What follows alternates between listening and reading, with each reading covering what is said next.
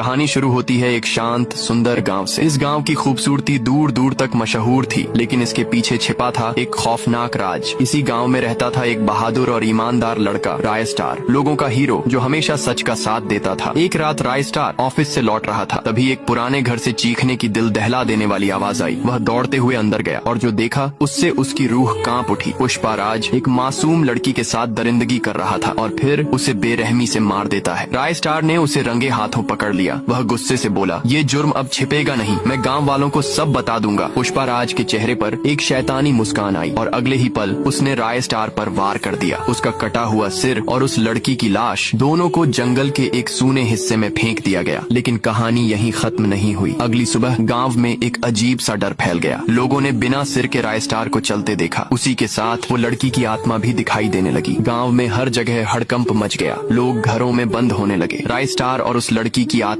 अब न्याय की तलाश में थी। जो भी लड़कियां छेड़ता, गलत नजर डालता, उसकी मौत रहस्यमयी तरीके से होने लगी। गांव के पापी लोग डर के मारे कांपने लगे और शरीफ लोग राहत की सांस लेने लगे। महाराज ज्ञान को जैसे ही यह सब पता चला, उन्होंने अपने बेटे पुष्पाराज से कहा, कुछ दिनों तक घर से बाहर मत निकलना। एक रात पुष्पाराज अकेला रास्ते से गुजर रहा था। चारों ओर अंधेरा और सन्नाटा। तभी सामने आया बिना सिर का राय स्टार। पुष्पाराज की रग रग कांपने लगी। वो पीछे हटने की कोशिश करता है, लेकिन राय स्टार धीरे धीरे उसकी ओर बढ़ता है और एक झटके में उसका काम तमाम कर देता है। सुबह गांव में मातम पसर जाता है। महाराज ज्ञान बेटे की लाश के पास पहुंचते हैं। वहीं पड़ा था राय स्टार का कटा हुआ शरीर, खून से लथपथ। गांव अब एक भूतिया गांव बन चुका था। एक रात राय स्टार एक और पापी के पास पहुंचता है और गरजते हुए कहता है, तू भी मरेगा जैसे पुष्पाराज मरा। तुम्हारे जैसे हैवानों की वजह से लड़कियां आज डर में जीती हैं। यह सब देख लेता है टाइटन और डर के मारे सब कुछ अपने पिता ज्ञान को बता देता है। महाराज ज्ञान तय करते हैं, अब इस रहस्य का अंत करना ही होगा। ज्ञान राय स्टार के पीछे पीछे जंगल की ओर जाते हैं। वहाँ एक पुरानी हवेली है जो सालों से बंद है। जैसे ही अंदर जाता है, एक सफेद धुएं की चादर उन्हें घेर लेती है। अगले ही पल सामने आता है खून से सना राय स्टार। सफेद धुआं हटता है और महाराज ज्ञान गायब हो चुके होते हैं। आगे ज्ञान भाई के साथ क्या होगा? क्या ज्ञान भाई जिंदा रहेंगे? भूतिया हवेली का क्या राज है? पार्ट 2 देखने के लिए 100 के लाइक करा दो।